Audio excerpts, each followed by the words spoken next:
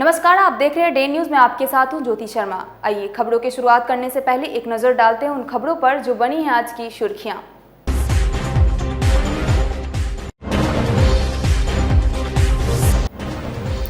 कटरा के दरगाह टोला पहुंचे जाप सुप्रीमो पप्पू यादव, मृतकों के परिजनों से मुलाकात कर की आर्थिक मदद।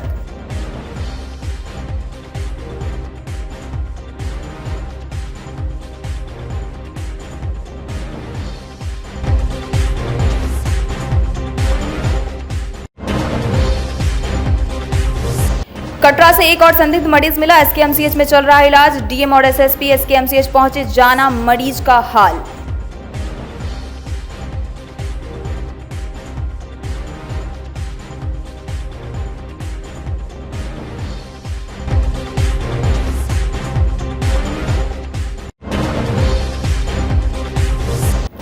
और पेट्रोल डीजल की बढ़ती कीमतों के विरोध में राजद ने निकाला अनोखा प्रतिवाद मार्च।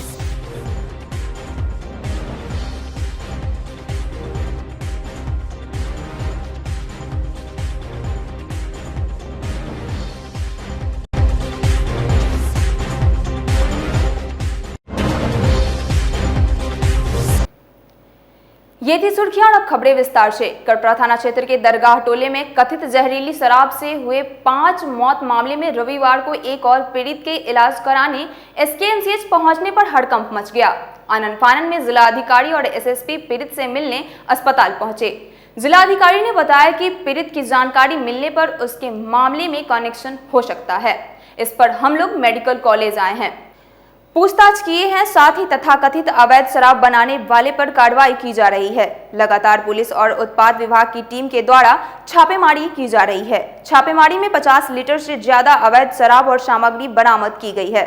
आपको बता दें कि इस मामले को लेकर सियासत भी काफी गर्म है।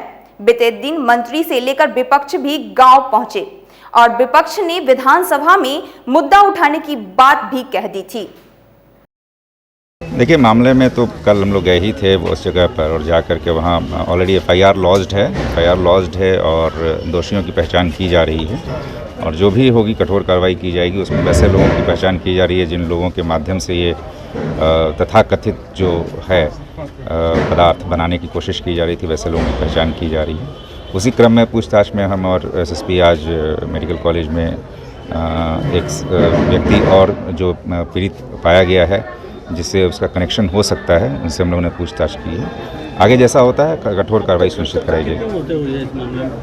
देखिए, 4 तो जैसा हम लोगों ने बताया था 4 मौतें हुई थी और एक और है जो कुल मिलाकर 5 मौत की बात सामने आई है। सर, एसकेएमसीएच आने के बाद मरीज निजी अस्पताल चला गया, फिर यहाँ आया। 2 दिन तक स्थानीय प्रशासन और नहीं, लगातार ट्रेस किया जा रहा है। अभी तो रिकवरी भी हम लोगों ने कराई है, वहाँ पर लगातार छापेमारी कराई जा रही है। अभी 50 लीटर से भी ज़्यादा बरामदगी उस क्षेत्र में कराई गई है और सभी विभागों को पूरा डायरेक्शन दिया गया है। लगातार पुलिस और उत्पाद विभाग की टीम द्वारा लगातार छापेमारी कराई जा रही है। कटरा थाना क्षेत्र के दरगाह टोले में बीते दिन जहरीली शराब पीने से 5 की मृत्यु हो गई थी। रविवार को जाप के राष्ट्रीय अध्यक्ष पप्पू यादव ने मृतकों के परिजनों से मुलाकात कर ढाढ़स बंधाया और आर्थिक मदद की। साथ ही पप्पू यादव ने मृतकों के बच्चियों की शादी में सहायता करने का वादा किया।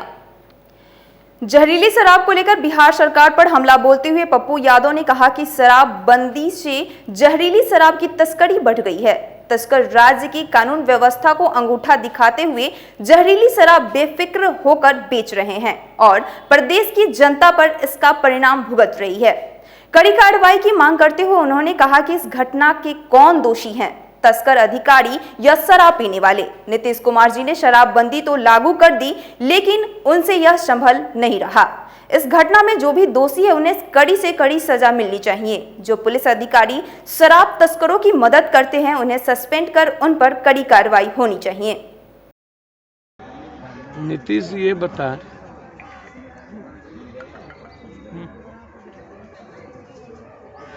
कि दारू जो 8,000 से 13,000 करोड़ की पैरेलल इकोनॉमी चल रही है, 4,500 ट्रक डेली बिहार में इन करता है, यूपी से, झारखंड से, बंगाल से, नेपाल के माध्यम से और हरियाणा से।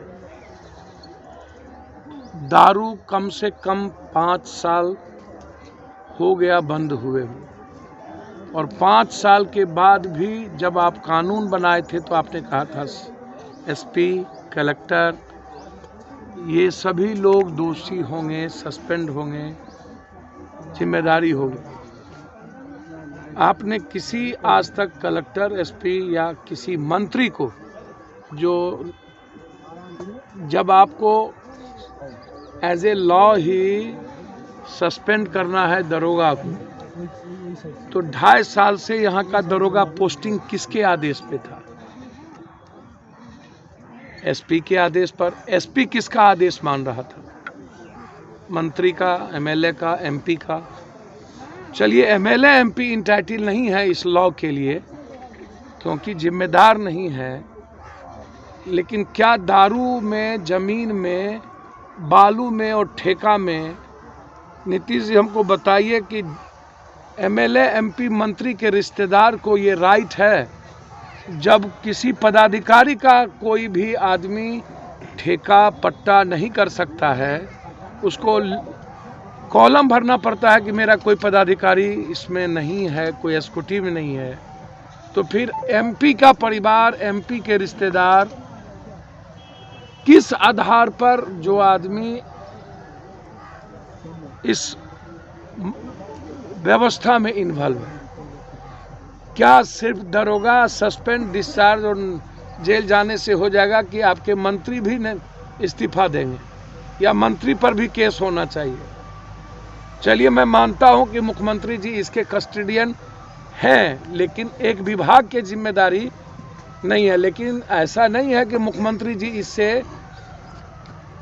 अपनी पीठ झाड़ लेंगे, लेकिन मंत्री जो विभागीय है, क्या उस पर जो लगातार मौत हो रही है गोपालगंज में, इसके पहले भी हर दिन 1.5 करोड़ 2 करोड़ का यदि माल आपके यहाँ पकड़ाता है, वो गोदाम किसी न किसी एमपी एमएलए के रिश्तेदारों के नाम से वो गोदाम का भाड़ा होता है, तो फिर उस गोदाम के मालिक पर एफआईआर क्यों नहीं हुआ आज तक? बिहार का सबसे ज्यादा दारू उत्तर बिहार में मुजफ्फरपुर, उधर पूर्णिया, दरभंगा और मुजफ्फरपुर, यहाँ दारू का डंप होता है। डेली मिनिमम 1000 ट्रक से ऊपर मुजफ्फरपुर आता है। अब बउआ डॉन के घर में 32 एसी लगा हुआ हो, यदि हमसे पूछे तो मैं शूट एंड साइड बउआ डॉन जैसे आदमी को, जो आदमी पूरे सोसाइटी के लिए जहर हो, उसको जेल में भी जिंदा रहने का राइट नहीं है।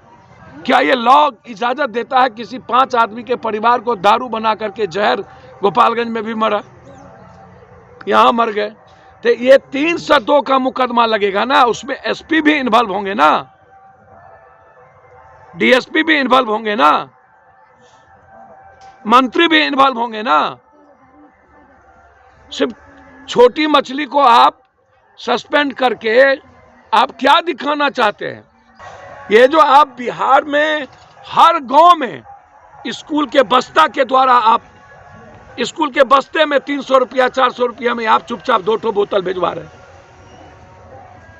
हर गांव में जितना लफुआ चोर उचक्का है, 2 बोतल 4 बोतल बेच करके साइकिल से पल्सर खरीद लिया, स्कॉर्पियो खरीद लिया, फॉर्चूनर खरीद लिया, 3 महला बिल्डिंग बना लिया। क्या सरकार उसके घर की संपत्ति छीनेंगे? जो मंत्री या जो नेता यहां आते हैं या आए या जाएंगे, जब सरकार उसकी है और पूरी सरकार दारू बेचवाने में लगी हुई हो, क्या कारण है कि एक जिले में 3-3 साल, 2.5 साल, 5-5 साल एक पदाधिकारी रहता है? पटना में 20 पदाधिकारी है जो 15 सालों से नीतीश कुमार जी, आप उसको कभी इस विभाग कभी उस विभाग में पटना में रखते हैं। क्या वो दुधारू गाय है? क्या वो धन पशु हैं? छोटे लोगों को जेल भेज देती है, दारू पीने वाले को। कितने माफियाओं को अभी तक इन्होंने सजा दिलवाई है 5 सालों के अंदर?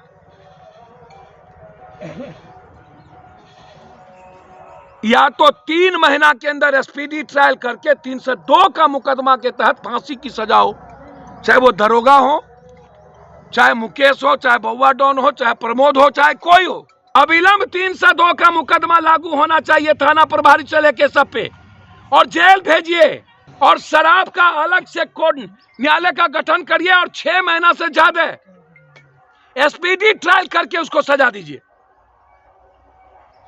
और शराब में 7 साल की 3 साल की सजा नहीं होनी चाहिए, मिनिमम आजीवन कारावास। पार्टी के तरफ से पूरे फैमिली को, दोनों की बच्ची की शादी पार्टी की जिम्मेदारी है। अभी एक फैमिली को 25,000 10-10 हजार रुपया दिया गया है ताकि वो अपनी जिंदगी जी सके। गरीब आदमी मरने के लिए उतावला तो रहता है, लेकिन उसकी जिंदगी फिर बनाने के लिए कोई उतावला नहीं।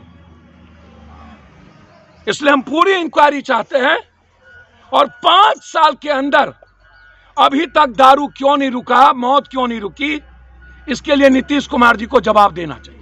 रविवार को युवा राजद मुजफ्फरपुर इकाई के प्रदेश अध्यक्ष कारी सोहेब के नेतृत्व में आक्रोश मार्च के साथ अनोखा प्रदर्शन करते हुए बगैर पेट्रोल के गधा द्वारा मोटरसाइकिल खींचते हुए बैलगाड़ी पर कार्यकर्ताओं के साथ सरैयागंज टावर चौक पर महिलाओं द्वारा मिट्टी के चूल्हे पर खाना बनाकर केंद्र सरकार को संदेश दिया गया। साथ ही उग्र प्रदर्शन करते हुए सरैयागंज टावर चौक पर प्रधानमंत्री का पुतला फूंका गया। इस मौके पर प्रदेश अध्यक्ष कारी सोहेब ने कहा कि जब से भाजपा की सरकार आई है, महंगाई लगातार दिन प्रतिदिन अपने चरम सीमा को पार कर चुकी है। देश में कई राज्यों में पेट्रोल 100 का आंकड़ा पार कर चुका है। हर तबके के लोग इस महंगाई से हताश और परेशान हैं। कुंभकर्ण निद्रा में सोए हुए सरकार को जब तक हटा नहीं देंगे तब तक चरणबद्ध आंदोलन करते रहेंगे और आगामी 8 मार्च को राज्य के हर एक प्रखंड के मुख्यालय में धरना प्रदर्शन किया जाएगा। हम लोग को जो है आवाम जो है, इस देश की जनता रोड पर आ चुकी है। इसलिए कि डीजल के दामों में, पेट्रोल के दामों में, गैस के मूल्य वृद्धि को लेकर के ये आवाम हम लोग रोड पर आए हैं। युवा राष्ट्रीय जनता दल के लोग रोड पर आए हैं और हम लोगों ने गधा को रखे हैं और गधा के माध्यम से हम अपने मोटरसाइकिल को खिंचवाने का कार्य कर रहे हैं। नरेंद्र मोदी को यह बताना चाहते हैं कि यह आपके डिजिटल जो बताते हैं डिजिटल दुनिया, डिजिटल युग है, ये डिजिटल युग फेल है। आप जो है समझिए आज से 50 साल पुराना हो चुका हुआ है जो समय है आपके राज्य में, जो सारा तंत्र फेल है। इसलिए हम लोग गधा के माध्यम से मोटरसाइकिल खिंचवाने का कार्य कर रहे हैं। आज पेट्रोल, डीजल और गैस, प्याज के महंगाई के विरोध में आज ये पैदल मार्च निकाल के नरेंद्र मोदी को हम लोग बताना चाहते हैं। यूपीए 1 में जब 2 रुपये प्रति लीटर बढ़ा था तो इन लोगों ने वहाँ पर धरना प्रदर्शन, सुषमा स्वराज हो चाहे आज के प्रधानमंत्री हो, इन लोगों ने गरज कर बोलने का काम किया था कि केंद्र सरकार ये क्या कर रही है। लेकिन आज 100 से पार हो गया है पेट्रोल का दाम। लोगों के पास पैसा नहीं है कि पेट्रोल बढ़ाकर अपनी गाड़ी चल सके, या प्याज का दाम देखिए कि क्या हो चुका है। इसलिए युवा राष्ट्रीय जनता दल ने आज पूरे बिहार में जिला मुख्यालय पर रोष प्रदर्शन और नरेंद्र मोदी जी का पुतला दहन का कार्यक्रम रखा गया है। उसी के कड़ी में आज हम लोग पैदल मार्च कर रहे हैं। यही है कि पहला तो लॉकडाउन हम लोग को मार दिया, दूसरा महंगाई मार दिया और मोदी सरकार बोला कि हम आप लोगों को फ्री में गैस देंगे। वो तो फ्री में है नहीं, 900 रुपया, 1000 रुपया गैस के लगता है। हम लोग गरीब आदमी कहाँ से देंगे? इतना हम लोग का कमाई नहीं है उतना हम लोग ये गैस में भरते हैं। जब से भाजपा की सरकार आई है लगातार महंगाई बढ़ते जा रहा है और भारत के कई राज्यों में अभी आपको बता दें तेल, पेट्रोल 100 रुपये लीटर भी हो गया है और ये वृद्धि लगातार बढ़ते जा रहा है। और जब तक ये महंगाई नहीं रुकती है, पेट्रोल, डीजल, गैस की वृद्धि कम नहीं होता है, तब तक युवा राष्ट्रीय जनता दल का प्रदर्शन सड़क से लेकर सदन तक जारी रहेगा। ये पूरे देश में जिस तरह से डीजल, पेट्रोल ने शतक पार कर लिया है और एलपीजी ने हजारा पार कर लिया है, ये बहुत ही दुर्भाग्य की बात है। पूरे देश के आवाम का, जिन लोगों ने बड़े उम्मीदों के साथ आपको वोट दिया था, उसका सिरिंज से आप खून निकाल रहे हो।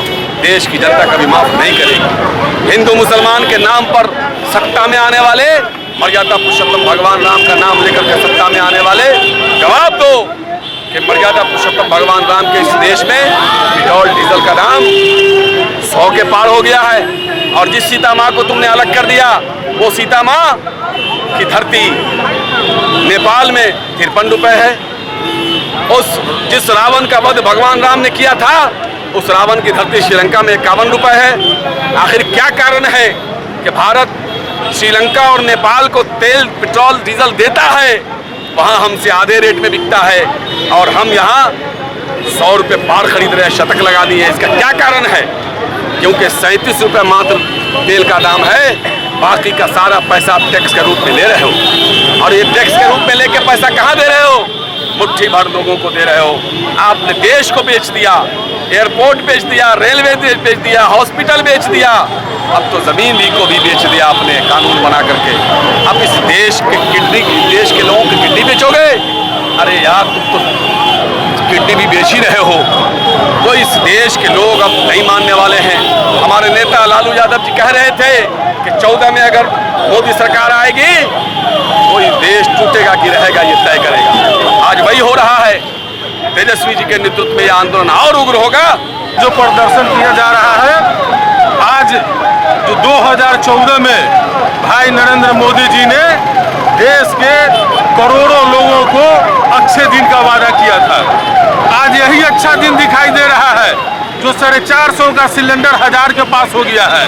आज सैकड़ों रुपये पेट्रोल की कीमत हो गई है और महंगाई चरम सीमा पर जा रहा है। जो मजदूर, जो हमारे ग्रामीण परिवेश के लोग मड़वन से भगवानपुर 5 रुपये के भाड़ा में आते थे, आज सीधे 15 रुपया हो गया है। आज मिनी बस हो, तब ट्रैक्टर हो, हर चीज में आपका 5 रुपये का प्लेटफॉर्म टिकट आज 50 रुपया में बिक रहा है।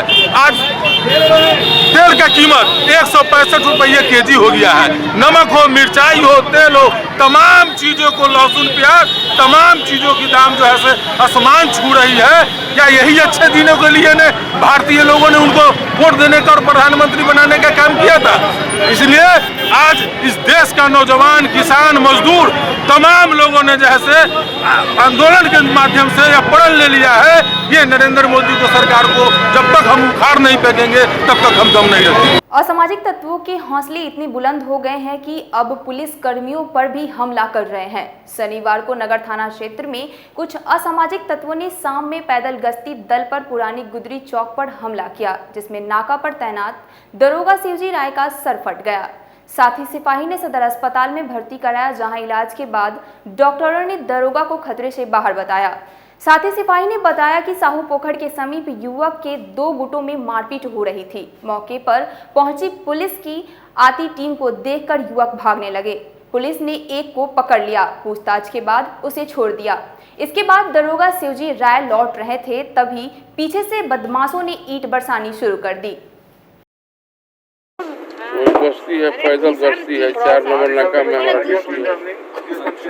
पैदल गश्ती कर रहे थे, फोर्स उस साइड था, हम इस साइड थे। तो कौन लोग हमला किया है आपके ऊपर? हमको पता नहीं चला सर, पीछे साइड से मारा, हम कपार धर लिया, हला किए तो हमारा फोर्स दौड़ा आया, तब तक वो भाग गया। 2 आदमी लड़ रहे थे आपस में। जब हम वहाँ पर गए तो दोनों को छुड़ा के ले आए मक्खन चौक पर। इसके बाद पप्पू जी उसको हथी कर दिए। फिर आगे सामने क्या हुआ?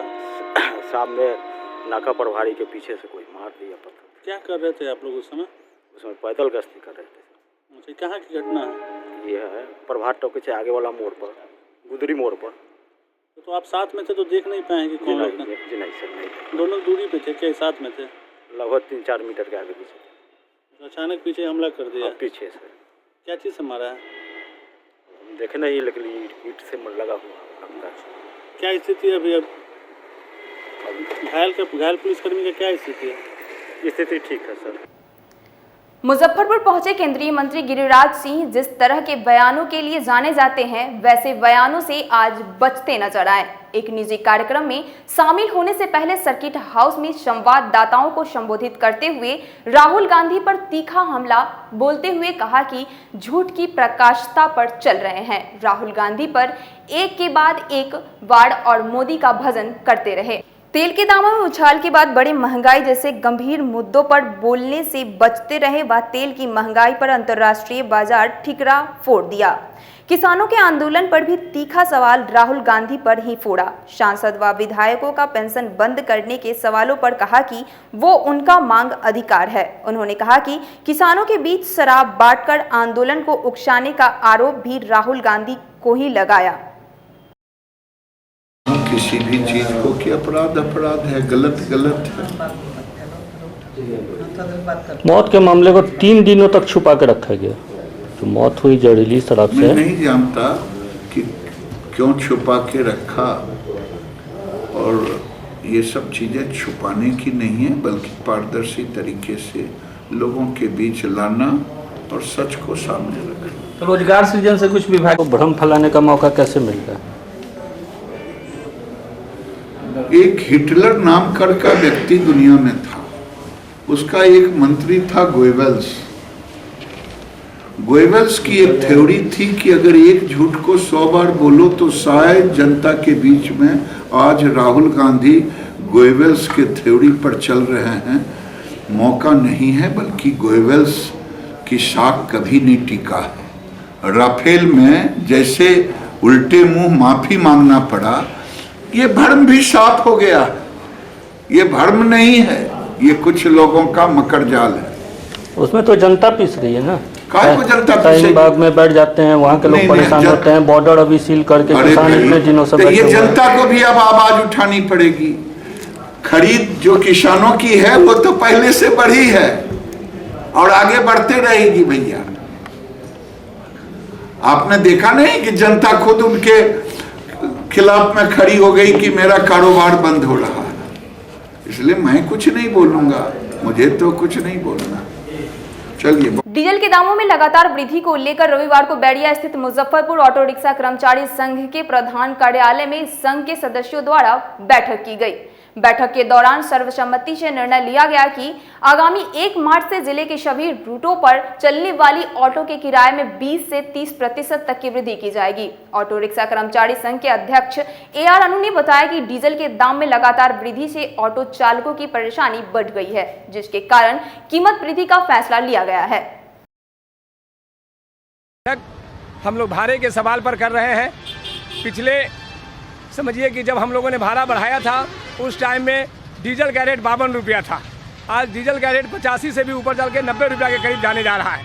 तो इसी सब संबंध में गाड़ी का मेंटेनेंस आज दुगुना हो गया। हम लोगों का गाड़ी के रख रखाव का भी चीज़ समझिए कि उस टाइप से हो गया। हमारे टेम्पू को जो भी हम लोग सरकार का जो टैक्स लगता था 5500 रुपया सरकार का टैक्स था, आज 13,000 रुपया सरकार का टैक्स हो गया।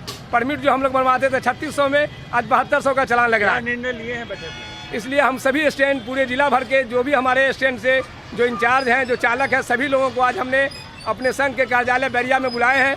तो उन लोगों से राय लेकर भाड़ा पर हम लोग आगे का नीति तय करके भाड़ा बढ़ाने का करेंगे। हम लोगों की तरफ से पूरा प्रयास है कि कम से कम भाड़ा बढ़े, लेकिन सब चीज़ों को देखते हुए भी ऐसा भाड़ा तो हम लोग मिलाएंगे जिससे कि परेशानी सवारी को भी न हो और हमारा टेम्पू चालक भी अपना जीवन यापन कर सके। शिवरात्रि पर हर वर्ष निकलने वाली झांकी शोभा यात्रा स्वर्ण जयंती समारोह के साथ मनाई जाएगी। रविवार को झांकी शोभा यात्रा के संयोजक केदारनाथ प्रसाद ने प्रेस वार्ता कर बताया कि बाबा भोलेनाथ की शिवरात्रि पर बारात पिछले 50 वर्षों से उनके द्वारा निकाली जा रही है, पर पिछले वर्ष कोरोना के कारण आयोजनों पर लगे प्रतिबंध के कारण शोभा यात्रा की स्वर्ण जयंती नहीं मनाई जा सकी, जिसे लेकर इस वर्ष 51वें वर्ष में शिवरात्रि के अवसर पर बाबा की भव्य बारात निकाली जाएगी। अभी तक निकाली गई सभी शोभा यात्राओं का सचित्र शिव महिमा ग्रंथ का लोकार्पण भी शिवरात्रि पर किया जाएगा। आज की बैठक महाशिवरात्रि महोत्सव के स्वर्ण जयंती समारोह पर बुलाई गई है। हमारे पूज्य पुरोहित विनय पंडित जी महाराज इसके अध्यक्ष हैं और हमारे समय जितने सामाजिक कार्यकर्ता हैं, श्याम जी ऊपर आ जाओ, जितने सामाजिक कार्यकर्ता जो शिवरात्रि में लगे रहते हैं, तन मन धन से इनका योगदान है। इसलिए इन लोगों ने बैठ कर के इस बैठक की तय इसलिए की गई आज की बैठक कि इस बार पुस्तक का लोकार्पण होने जा रहा है। 50 साल का जो बाबा का आयोजन हुआ है, जो उनका जीवन का सत्य तथ्य है भक्तों के लिए दर्शाने के लिए, तो 10 तारीख को मड़वा पूजा होती है। 10 तारीख को 1 बजे दिन में पुस्तक का लोकार्पण होगा सम्मान समारोह किया जाएगा, सभी लोगों को सम्मानित किया जाएगा। शिवराज भगवान शंकर का, नटराज का वो जो स्टैचू है वो उनको सम्मान में दिया जाएगा। और उसके बाद मड़वा का भोज भंडारा होगी। उसके बाद रात भर सजावट तैयारी चलेगी। शिव लीला का गायन भजन भी होगा रात में। और दिन में फिर यहाँ से पूर्ववत 50 झांकी निकली है, 51वां झांकी निकलेगी। इस बार का झांकी अद्वितीय, दर्शनीय, पूजनीय होगा। वो लोक लोहावन नहीं होगा, लोक मन भावन होगा, वंदनीय होगा। चूँकि 11 तारीख है, एकादश रुद्र हैं, 11 झांकी की तैयारी इतना चित्ताकर्षक होगा, इतना मन भावन होगा, जो समय बताएगा। गुरु कृपा होगी, शिव कृपा होगी, बताएंगे। और आप लोग इसको बताइए कि इस बार की भव्यता भूतु न भविष्यति, 50 साल पूर्व जो नहीं हुआ है सो 51 वर्ष में इस बार होगा। और महाविराट रूप से झांकी निकलेगी एकादश रुद्र की, और पुस्तक का विमोचन होगा। सभी भक्तों का सम्मान किया जाएगा, इसीलिए आज की बैठक बुलाई है।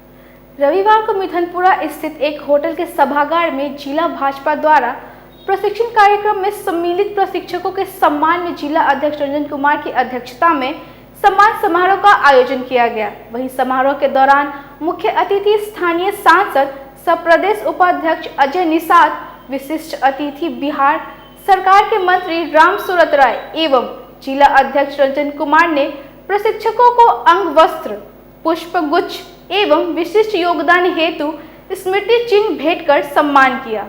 वहीं मौके पर राम सूरत राय ने कहा कि एक दूसरे के सम्मान से हम अपने वर्तमान और भविष्य को उज्जवल बना सकते हैं। सम्मान की इस परंपरा के कारण ही आज हमारा संगठन मजबूत है। ये कार्यक्रम भारतीय जनता पार्टी केंद्रीय टीम के द्वारा आयोजित की गई थी। पूरे देश में प्रशिक्षण शिविर का प्रशिक्षण का कार्यक्रम हो चुका हुआ था। बिहार में चुनाव था, जिसके कारण यहाँ का प्रशिक्षण का कार्यक्रम बाकी था, जो अभी पूरे बिहार स्तर पर मंडल स्तर तक में इस कार्यक्रम को किया गया है। और इस कार्यक्रम को करने का मुख्य उद्देश्य होता है कि हमारे हर सत्र में नए नए कार्यकर्ता पार्टी के साथ जुड़ते हैं, तो उनको पार्टी के शुरू से लेकर के इसमें हम लोग के जो सत्र चला था, इसमें हम लोग का था कि हम लोग भारतीय जनता पार्टी का इतिहास, कैसे हमारा विकास हुआ, ये विषय था। हमारा विचार परिवार का विषय था, हमारी कार्य पद्धति क्या है, ये विषय था। साथ साथ इसमें एक विषय था व्यक्तित्व विकास का भी। अपने भारतीय जनता पार्टी के कार्यकर्ता अपने व्यक्तित्व का विकास कैसे करेंगे, क्योंकि भारतीय जनता पार्टी के कार्यकर्ता हमेशा अन्य राजनीतिक दल के कार्यकर्ताओं से एक अलग नज़र आते हैं। तो अपने आप को कैसे अलग रखा जाए, कैसे अपने आप अलग दिखे, ये सब का प्रशिक्षण दिया गया था। साथ में आज सोशल मीडिया का युग है, सोशल मीडिया का भारतीय जनता पार्टी के कार्यकर्ता किस तरह से उपयोग करें, हमेशा इसका सकारात्मक उपयोग करें। साथ ही अभी बिहार में पंचायत का चुनाव, एक मेरा सत्र था, एफपीओ के गठन से लेकर पंचायती राज के चुनाव का भी विषय था कि कैसे अभी आगामी पंचायती राज के चुनाव में हम लोग जाएंगे, हमारे कार्यकर्ता का क्या उसमें रोल होगा। इन सारे विषयों को लेकर के 2 दिवसीय इस कार्यक्रम में प्रशिक्षकों के द्वारा कार्यकर्ताओं को प्रशिक्षित करने का कार्यक्रम कराया गया था। कार्यकर्ता की बदौलत आज हम लोग दूसरी बार पूरी बहुमत के साथ सत्ता में हैं। तो कार्यकर्ता जब काम करते हैं, हमारे लिए समय निकालते हैं, अपने जेब खर्च से हम लोग के लिए बैनर बनवाते हैं, पोस्टर बनवाते हैं, गेट लगवाते हैं, और वो चाहते क्या है, बदले में सिर्फ सम्मान चाहते हैं कि जितने भी जनप्रतिनिधि हैं हमको नाम से पुकारे, हमारा सम्मान करें। तो इसी कड़ी में माननीय जिला जी के अध्यक्ष जी का आज ये कार्यक्रम किया गया है कि माननीय जितने भी हम लोग प्रशिक्षण बल में जो प्रशिक्षित लोग किए हैं उनको हम लोग सम्मान करें। तो उसी के कड़ी में तमाम जितने लोग इसमें प्रशिक्षण दिए हैं सब।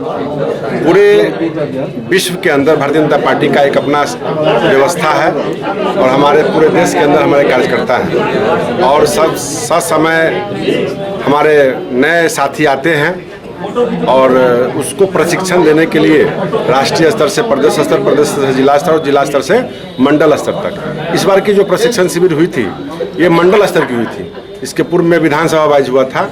इससे काफ़ी लोगों को जुड़ने का मौका मिला था और काफ़ी नए लोग हमारे साथ जुड़े थे। उन लोगों को प्रशिक्षित किया गया कि हमारी पार्टी का सभ्यता क्या है, संस्कृति क्या है, विचारधारा क्या है, हम किस लिए काम करते हैं। इन सब विषयों पर हम लोग बताते हैं कि कार्यकर्ता हमारे सिस्टमेटिक हो, संस्कृति हो, और उनमें अपने देश के बारे में, भावना के बारे में सोचे विचार करें, न कि घर और परिवार के बारे में तो लोग सोचते ही हैं। और कुछ दल ऐसे भी हैं जो अपने परिवार के बारे में सोचते हैं। वो अपने कार्यकर्ता को ये नहीं सिखाते कि देश क्या है, राज्य क्या है, गांव क्या है, गरीब जनता क्या है, लेकिन हम लोग हर विषय को लेकर के एक राष्ट्र को मंदिर मान के काम करते हैं और राष्ट्र हित के लिए काम करते हैं। पहले हमारा राष्ट्र है, तब हमारा पार्टी है, तब हमारा कार्यकर्ता है। रविवार को नागरिक मोर्चा के द्वारा भारत माता नमन स्थल पर एक बैठक का आयोजन किया गया, जिसमें आगामी 27 फरवरी को विश्व के महान संत शिरोमणि रविदास जी की जयंती भव्य रूप से आयोजित करने पर चर्चा किया गया। जयंती को भव्य रूप से आयोजित करने के लिए कार्यक्रम के संयोजक वरिष्ठ समाज सेवी जय मंगल राम को बनाया गया। मौके पर मोर्चा के महासचिव मोहन प्रसाद सिन्हा सहित कई लोग मौजूद रहे। आवश्यक बैठक आयोजित कर हम लोगों ने आगामी कार्यक्रम की रूपरेखा तय की है और आज अंतर्राष्ट्रीय मातृभाषा दिवस भी है।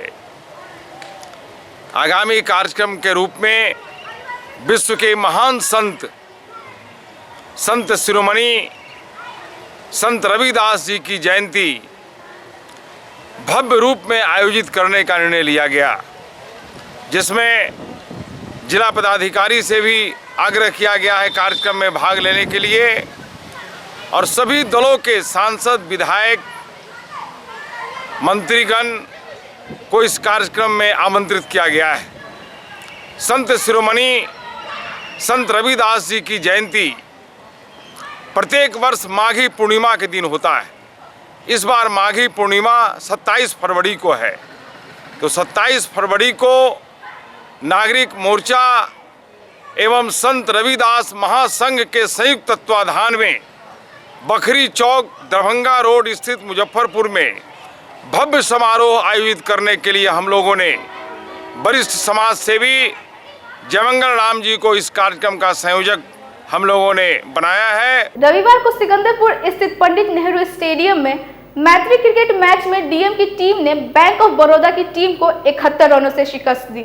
पहले बल्लेबाजी करते हुए डीएम की टीम ने 172 रन बनाए, वहीं जवाब में बैंक ऑफ बड़ौदा की टीम ने 17 ओवर में मात्र 101 रन बनाकर ऑल आउट हो गई। Man of the match DM Pranav Kumar रहे।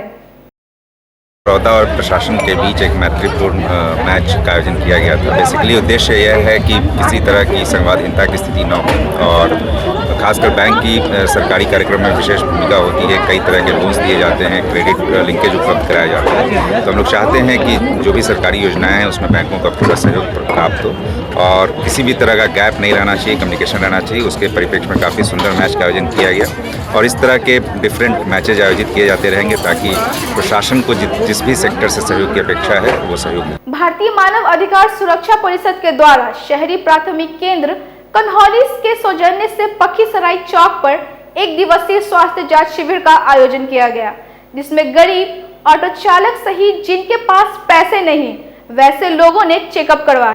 मौके पर परिषद के राष्ट्रीय अध्यक्ष डॉक्टर एम राजू नैयर सहित काफी संख्या में लोग मौजूद रहे। और भारतीय मानव अधिकार सुरक्षा परिषद के नेतृत्व में जो वार्ड नंबर 42 और उसके बाद 40, 43, 44 और जितने भी वार्ड हमारे क्षेत्र में पड़ते हैं, सभी गरीब जो तबके के लोग रहते हैं जिनके पास जो है इलाज के लिए पैसा नहीं है, उन लोगों को जो है हम लोग यहाँ पे फ्री कैंप यहाँ पर हेल्थ चेकअप लगवाए हैं। और यहाँ पर काफ़ी बड़ी संख्या में यहाँ पे जितने भी गरीब तबके के लोग हैं जिनको टेम्पो चालक, रिक्शा चालक और जो पूरा चुनते हैं वो लोग आके यहाँ पर जांच करवा रहे हैं। और यहाँ के जो शहरी जो यहाँ के पीएचसी चल रहे हैं और सदर हॉस्पिटल की टीम द्वारा यहाँ पे जो हम लोगों का सेवा देने का काम किया है, तो हम लोग जो है यही काम कर रहे हैं कि गरीबों को कम से कम जो है जो सरकार द्वारा जो पूरी तौर से जो दवा और उसमें जांच वगैरह जो फ्री दिया जा रहा है वो हम लोग जागरूक भी कर रहे हैं और अपने बैनर तले जो है लोगों को दवा फ्री और जाँच वगैरह जितना भी कर रहे हैं। तो आज हम लोगों को बहुत खुशी हो रही है कि आज हम लोगों के नेतृत्व में आज जो ये बड़ी संख्या में गरीबों का जो चेकअप किया गया है, ये हमेशा हम लोग करते रहेंगे। और इसमें जो है हम लोगों को चैरिटेबल जो हम लोग चला रहे हैं मानव स्वास्थ्य चैरिटेबल हॉस्पिटल, इसके नेतृत्व में हम लोग जो है हर संडे को लोगों को फ्री में दवा और उसमें जो है चेकअप होगा, जांच होगा। रविवार को सिकंदरपुर स्थित इंडोर स्टेडियम में एक दिवसीय 10वीं बिहार राज्य सब जूनियर वुशु प्रतियोगिता 2020-21 का आयोजन किया गया। बिहार के 18 जिलों के खिलाड़ियों ने प्रतियोगिता में भाग लिया। इस प्रतियोगिता में जो खिलाड़ी स्वर्ण पदक विजेता होंगे उन खिलाड़ियों को राष्ट्रीय प्रतियोगिता में खेलने का मौका मिलेगा। बिहार वुशु संघ के जनरल सेक्रेटरी दिनेश मिश्रा ने बताया कि मार्च में आयोजित होने वाली प्रतियोगिता में प्रतिभागियों के चयन के लिए इस प्रतियोगिता का आयोजन किया गया है। ये 10वीं बिहार राज्य सब जूनियर वुशु प्रतियोगिता यहाँ पर आज इंडोर स्टेडियम सिकंदरपुर में आयोजित की जा रही है।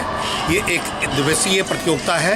एक दिवसीय प्रतियोगिता के अंतर्गत हम लोग यहाँ पर आयोजन कर रहे हैं, जिसके अंदर में मुजफ्फरपुर के अलावा बिहार के 18 जिलों से खिलाड़ी यहाँ पे आए हैं।